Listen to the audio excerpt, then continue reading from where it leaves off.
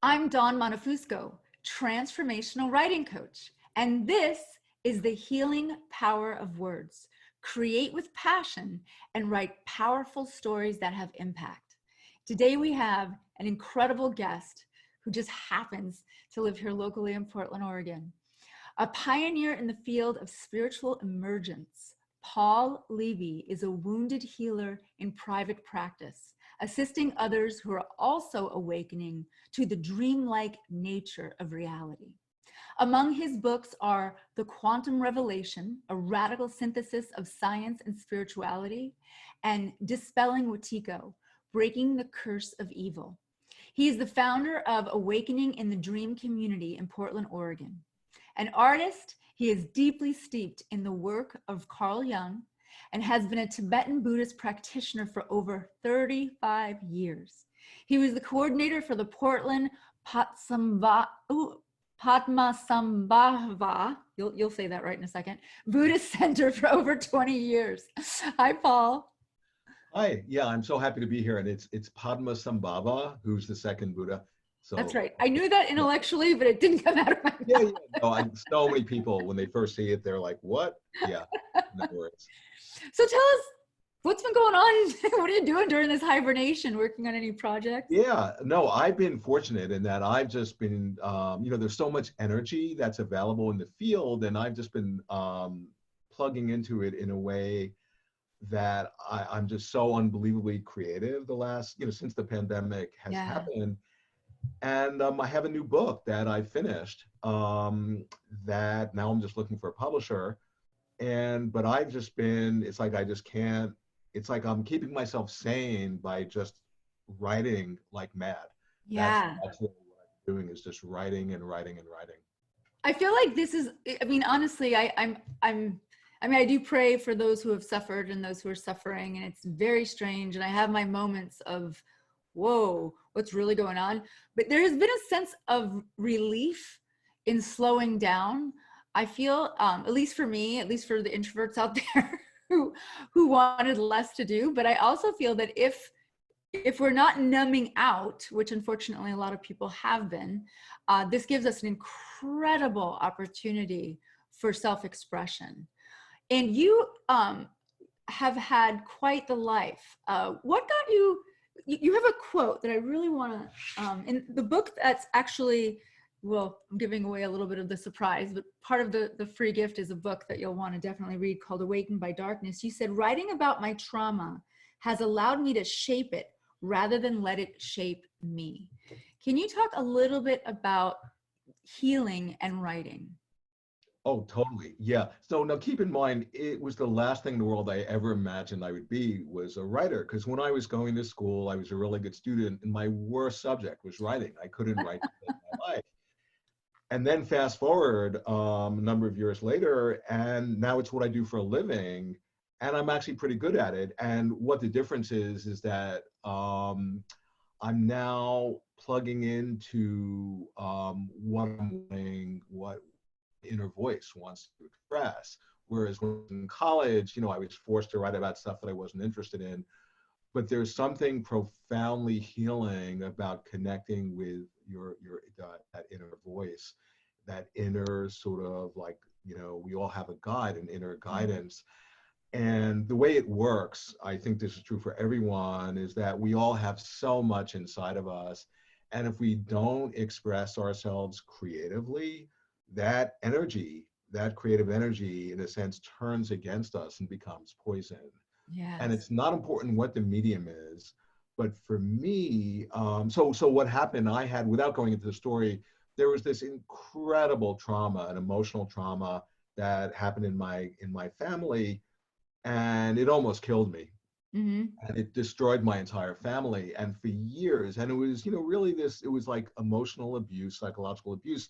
And for years, like abuse does, it cut my vocal cords. I could describe what happened in a couple of sentences at most, because I didn't have the language, I didn't have the words. And then as I began to heal and find my inner voice, then you couldn't shut me up. Then I wrote this book, a 600-page book, where I was really, people who've gone through it feel it's the most amazing book as far as being able to articulate what happens when there's psychological trauma and abuse and wounding, because I was finding my inner voice, and there was something so profoundly healing about just giving form to my inner experience and telling my story.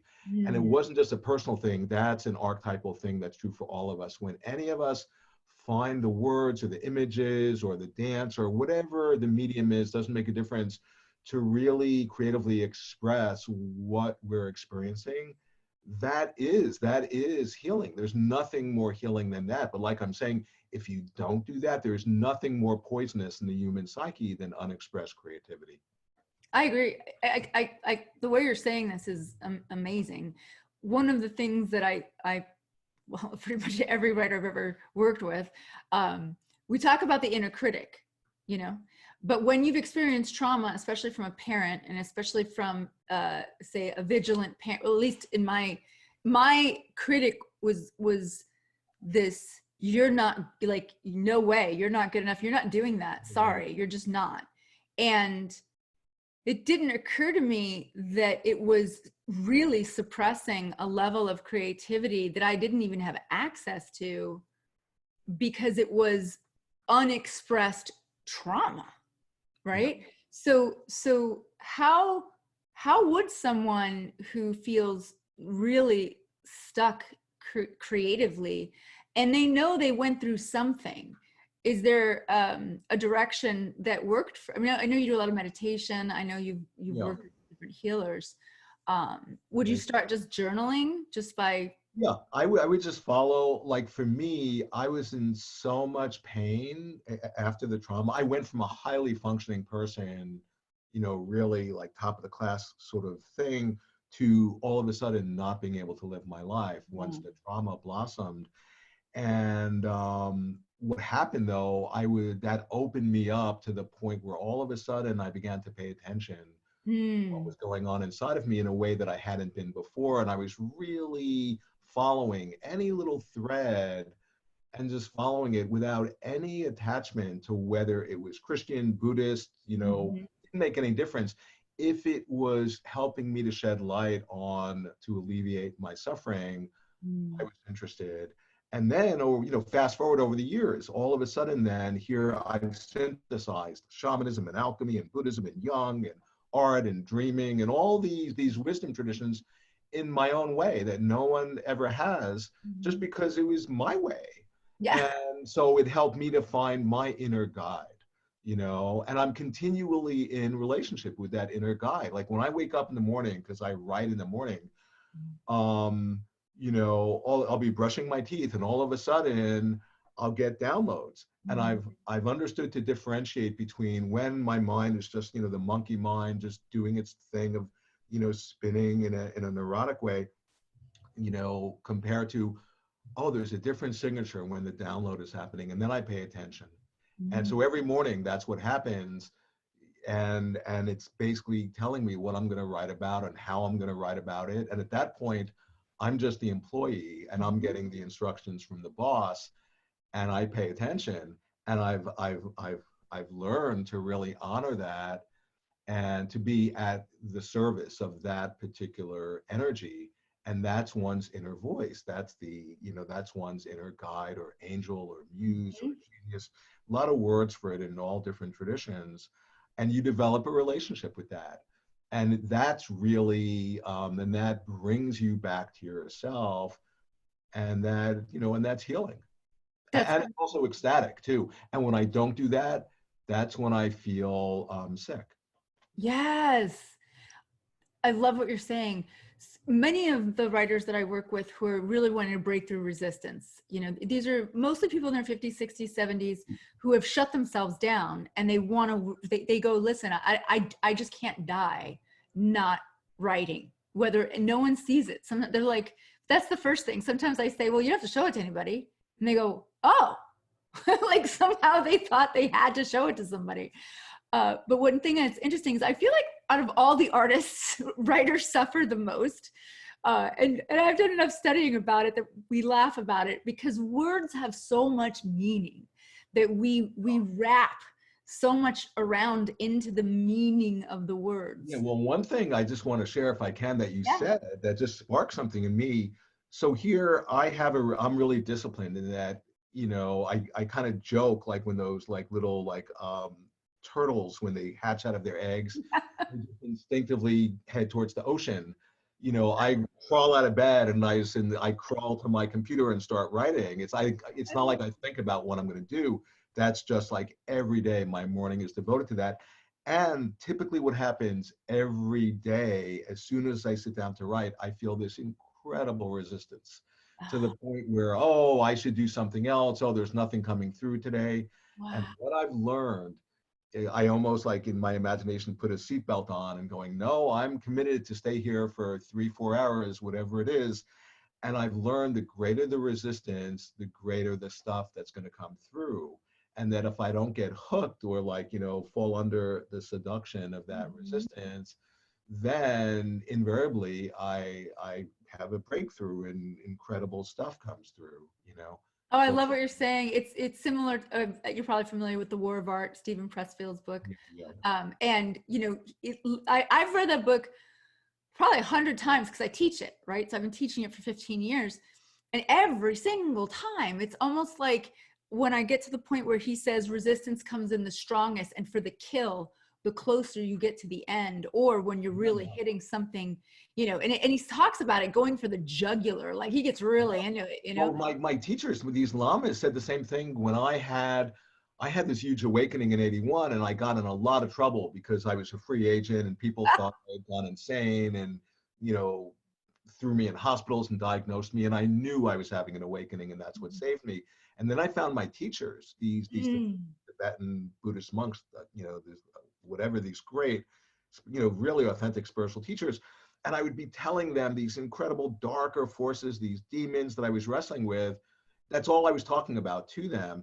And what they said to me, and I never forgot this, they said, Paul, it's because you have such potential for light that the demons are even interested.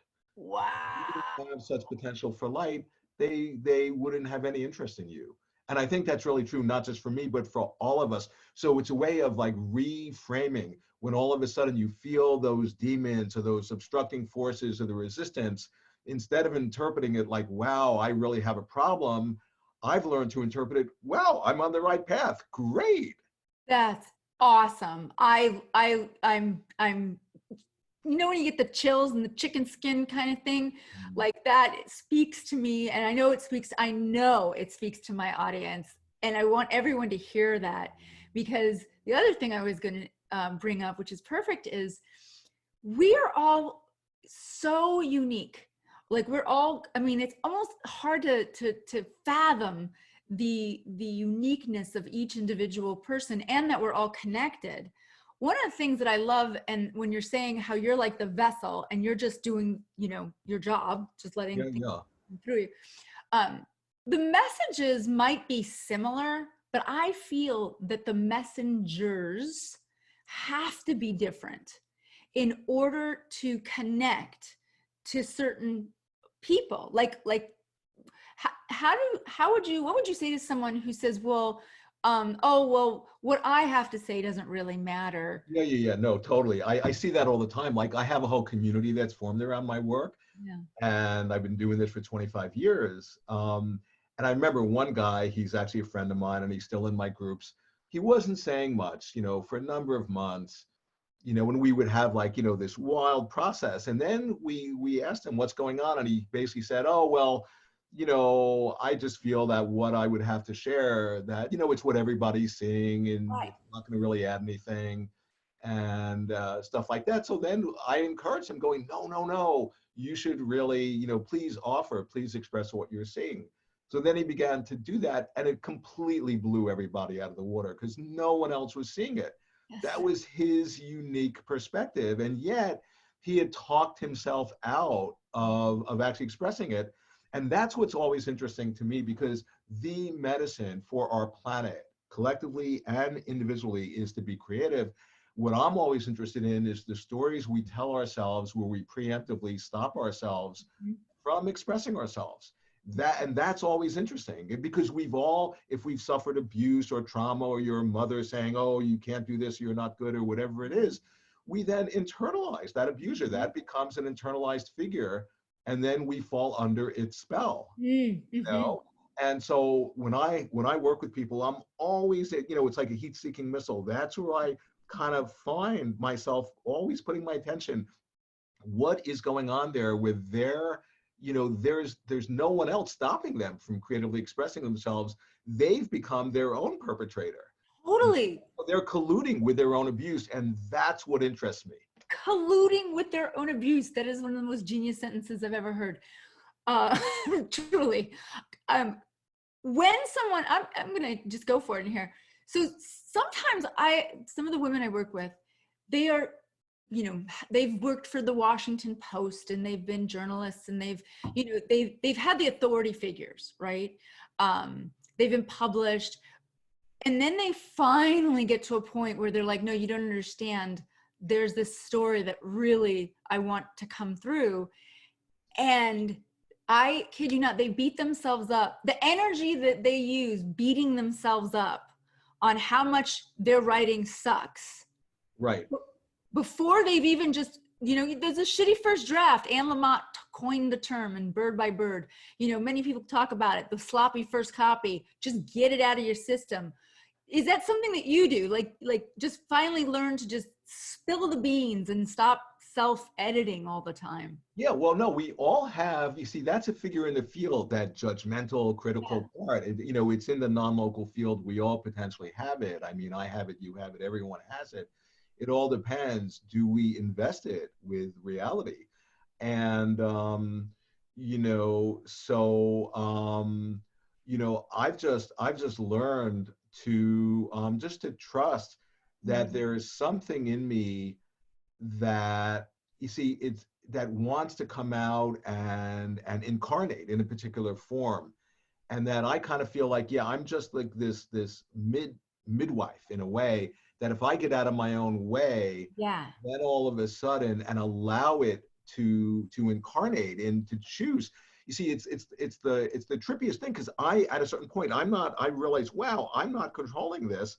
This is like an autonomous being that's wanting to birth itself through me. And if I could just be in service and attuned to that, and it's an ecstatic experience, then all of a sudden something comes through. And then afterwards, when I'll read it, I'll be like, wow, this is really good. Who wrote this? There's not an identification at all with the writer, but that thing, that judging thing, that, that sloppy first draft and whatever, that's just something you just have to get over. You have to get over yourself, because that can really be an obscuration. And I think what you said, I want to really emphasize to the audience, the regular coming to the table at the same time every day, especially in the morning. Walt Whitman wrote a poem a day for 365 days, right at the crack of dawn, because he said that was when he was in between worlds, and he wanted, he was curious what was going to come out of him, and some of his greatest work came out of that. And he specifically said he doesn't remember writing most of it. But one thing I really have to say is your work, it's almost as if you've, like, God has laid the foundation for you to be the perfect person to offer so much healing to the world right now. And I mean that with Dispelling with Tico, even in Awakening by Darkness, and the Quantum Revelation. They're like in my perspective anyway, from studying you recently and hearing about you from my friends, and there seems to be that everything is leading to right now this uncertainty, this odd space of humanity globally, right? It's not happening in just one town. What do you think is actually the best thing that people could do right now in order to get through this, for instance? And I mean, for writers specifically. Well, for sure. Well, okay, one thing, like what you were just saying, like for me, right away, I thought, yeah, I just went through this unbelievable suffering for decades. And instead of just splitting off and dissociating or indulging in addictive patterns, I was able to carry it and hold it in a way where it turned into something, like hopefully helpful. And but what really helped me, and I think what would help everyone, is when you recognize that your own inner struggle, that it's like reflecting the struggle, the larger struggle in the macrocosm. Mm-hmm. Then when you recognize that, you see, it's so easy to pathologize ourselves and personalize our struggle and think, oh, I'm not good enough, or I'm screwed up, or whatever. But then when you actually recontextualize and understand, well, what I'm going through in my struggles, this is reflecting the deeper collective struggle, then all of a sudden you are not separate. You recognize, wait a second, I'm kind of like a shaman who, my microcosmic, I'm an iteration of a larger fractal of humanity, and you feel connected. And Yes. then that opens up your heart, and then you can access compassion. And so it goes back to, it's what Christ said in the apocryphal text. If you bring forth what's within you, it'll save you. If you Yes. don't bring forth what's within you, it will destroy you. And so that's why because I have a healing practice, I'm in private practice too. And, every single person, it's the same process, that they either are going to be able to like tap in to that creative inspiration that's in all of us. And if they do that, then, it's so profoundly healing, and it gives their life this sense of meaning and inspiration, and it opens their heart. And then, but if they don't do that, then they go through the suffering of the unexpressed. They feel totally shut down and neurotic, and maybe even go psychotic. Yeah. And we're all being called. We're all being called, particularly in this day and age. It's like you can't postpone. There's no time to waste.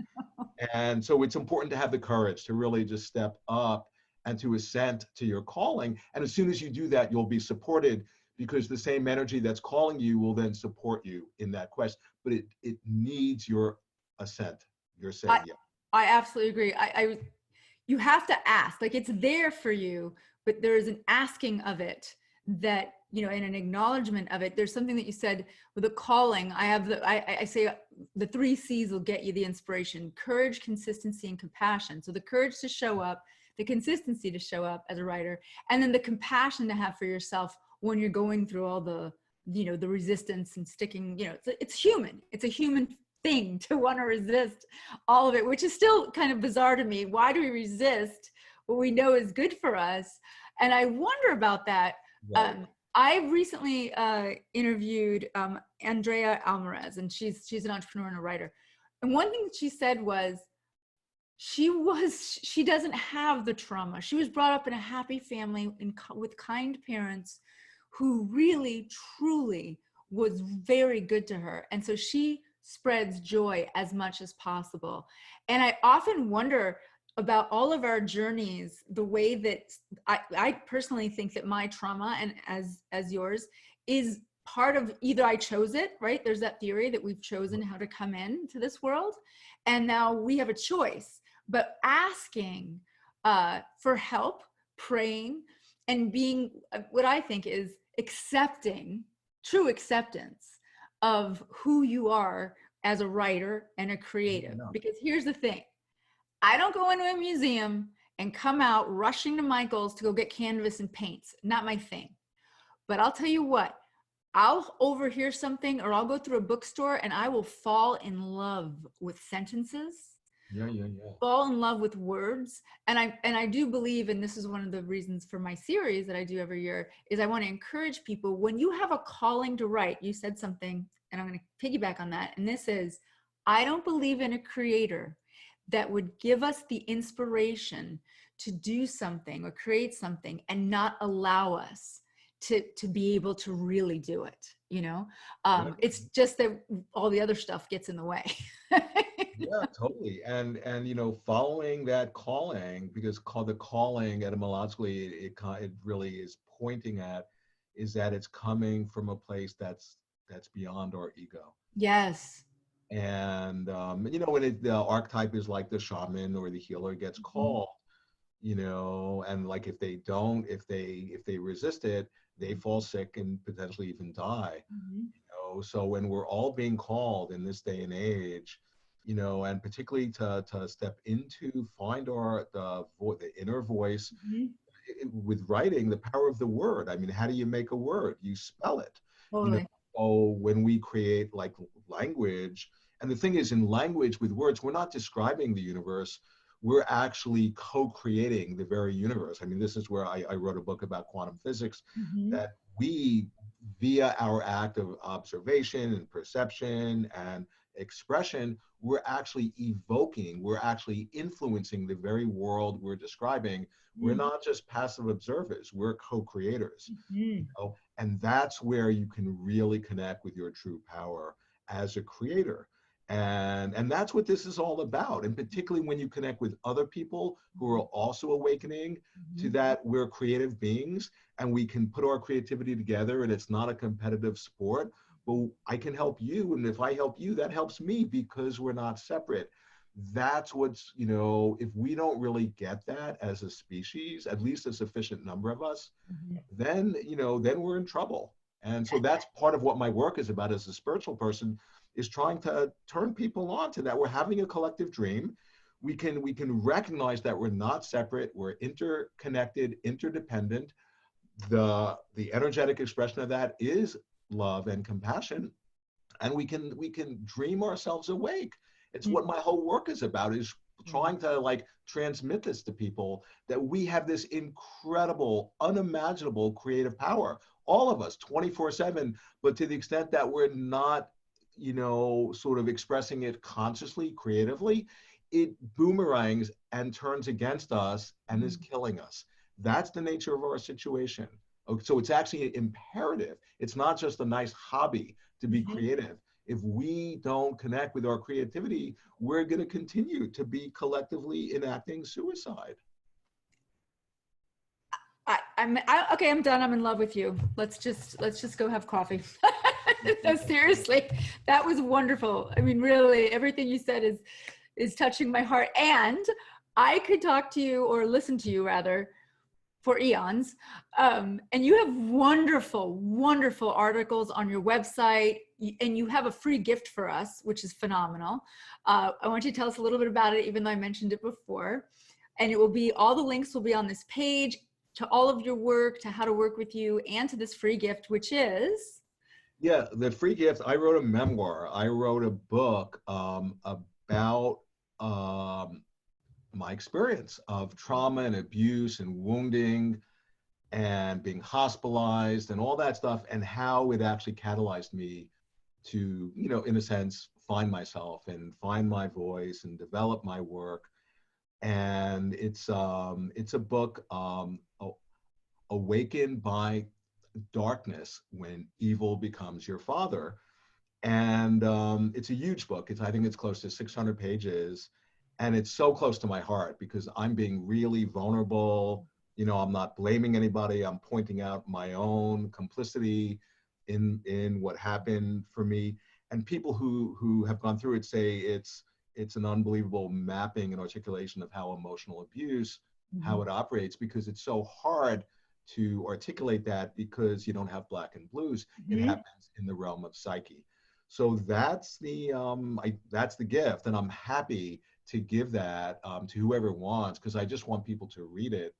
And I And want to say, everyone, I know you said 600 pages, but when I tell you, as soon as you pick up the book, you will not be able to put it down. And even if you get through it, in sections, there is so much, I mean, healing words. I mean, I literally felt my energetic field relax. Like I suddenly had someone who did put things into words that I could not put into words. And to know that it was a true story, it is a true story, and that you've created a life from your healing is, I mean, it's just amazing. So I really want to encourage everyone to download it and read it. It's, even just start it. Trust me when I tell you, it's incredible. So, Paul, thank you so much. I know you have to go, and so do I, but yeah, I really, really loved having you here. Thank you for inspiring others. And I look forward to getting to know you more and to working with you more. yeah, same here. I can't thank you enough, really. Thank you. You're welcome. Have a great night. Yeah, you too. Thank you. Bye. Bye.